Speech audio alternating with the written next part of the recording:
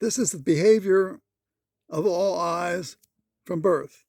You can only measure refractive power or a change in refractive power. You cannot measure a length. Mathematically, you can convert a power into length. And I say, don't do it.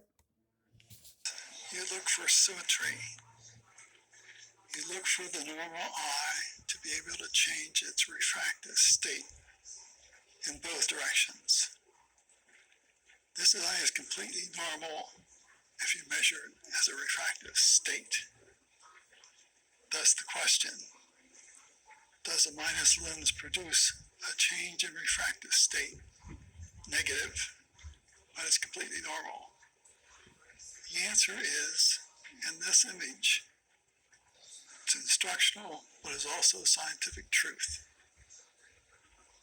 Thus, a minus lens doesn't exactly cause nearsightedness. It causes negative refractive state, completely normal, which is interpreted as a defect. It is not, if you do it correctly, think correctly, when the eye is at 20/40. But if you're asking for pure science or basic science, this is as close as it gets. But what a man does in his office when you're having problems reading a 20/40 line, he doesn't go back and explain to you that your nose on the book created a negative refractive state. So rather than trusting your intelligence, possible motivation, if you're at 20/40, you just get a strong minus lens of 2 diopters. Now, is long-term mirror that creates that first negative state. But add a minus lens to it and your vision goes down rapidly. This again is a completely normal eye if you understand it that way and are prepared to start with prevention when you're at minus 3/4 diopter in high school and stick with it. The combination of looking your own Snellen or reading with a plus lens can prevent it at 20/40. I simply don't go beyond that point. A person who is put in a strong minus or says I'm not going to wear a plus lens when he's 20/40 and going to college is going to lose all his distant vision, and tragically it's almost impossible to get it back. This puts qualities of science in the person himself if he wants it.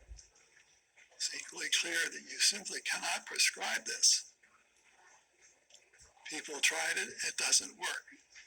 So either you have the science behind you or the understanding of science and will commit to making the plus lens wearing part of your life, or if junior high school, you'll lose about 3 diopters in college and perhaps grad school. The point is you cannot prescribe prevention. By education, a person at 20/40 could stay out of it. But this is pure science, and I know that in an office, an optometrist simply does not trust your ability, your knowledge, your resolve, your persistence. I'm making this video so it's easy to look at it and understand it. What you understand and do, though, is totally up to you. I've learned the hard way that I will not argue with a person about what he wants to do when he's at 20/40. I expect the intelligence to be in the person himself. Thank you.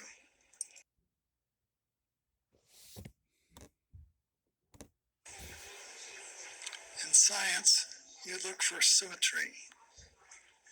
You look for the normal eye to be able to change its refractive state in both directions. This eye is completely normal if you measure it as a refractive state.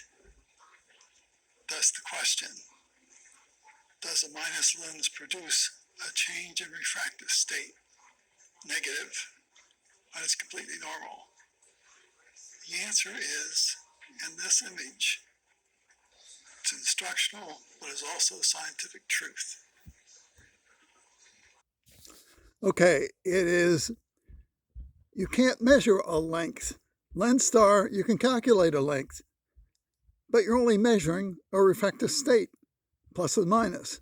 The instrument they use is called a retinoscope, and it only produces a refractive state.